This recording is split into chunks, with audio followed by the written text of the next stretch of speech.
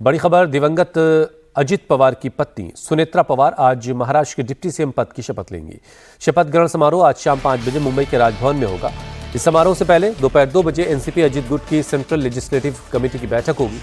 इस मीटिंग में विधायक और सांसद मौजूद रहेंगे और इसी मीटिंग के बाद सुनेत्रा के नाम का औपचारिक ऐलान कर दिया जाएगा। शाम 5 बजे शपथ होनी है। इस बीच देर रात सुनेत्रा पवार बारामती से मुंबई लौट आई। सुनेत्रा सड़क के रास्ते मोड़ पुणे होते हुए मुंबई पहुंची हैं। आज सुनेत्रा पवार दोपहर 2 बजे विधायक दल की मीटिंग में शामिल होंगी।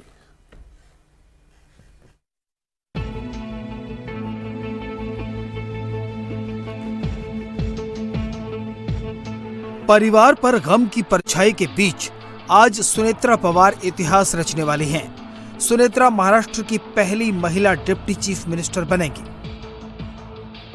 पति अजित पवार के निधन के बाद अब परिवार और पार्टी दोनों की जिम्मेदारी सुनेत्रा के कंधों पर आ गई है।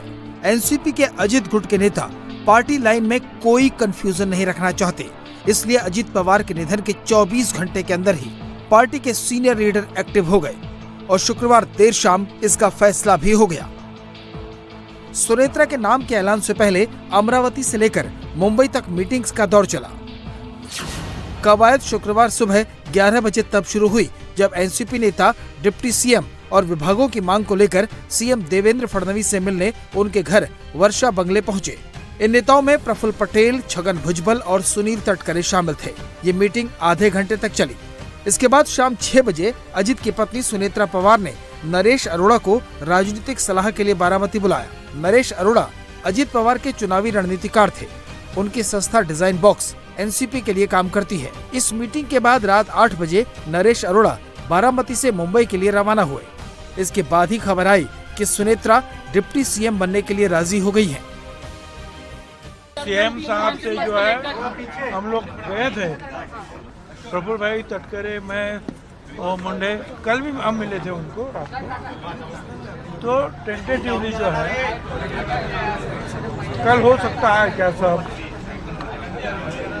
शपथ विधि से लेकर सारी चीजें। तो मुख्यमंत्री ने कहा कोई मुझे प्रॉब्लम नहीं है। अब ये जो है जैसे कि कोई शख्स अगर चल बसता है तो कई बार 3 दिन का जो है दुख मनाते हैं, कई बार 10 दिन, तब तक लोग बाहर नहीं आते या ऐसा मुझे पता नहीं है। और कुछ बात ऐसे कुछ चली है और खुद जो है तटकरे और प्रफुल्ल भाई उसमें ध्यान देंगे। सुनेत्रा पवार की शपथ का समय तय हो चुका है, लेकिन अब कई सवाल भी खड़े हो रहे हैं। देवेंद्र फडणवीस की सरकार में अजित पवार के पास फाइनेंस, आबकारी और खेल मंत्रालय जैसे महत्वपूर्ण विभाग थे। ये सारे मंत्रालय सुनेत्रा पवार के पास ही रहेंगे या नहीं, इसका खुलासा फिलहाल नहीं हुआ है। हम महायुति के एक पार्टनर हैं।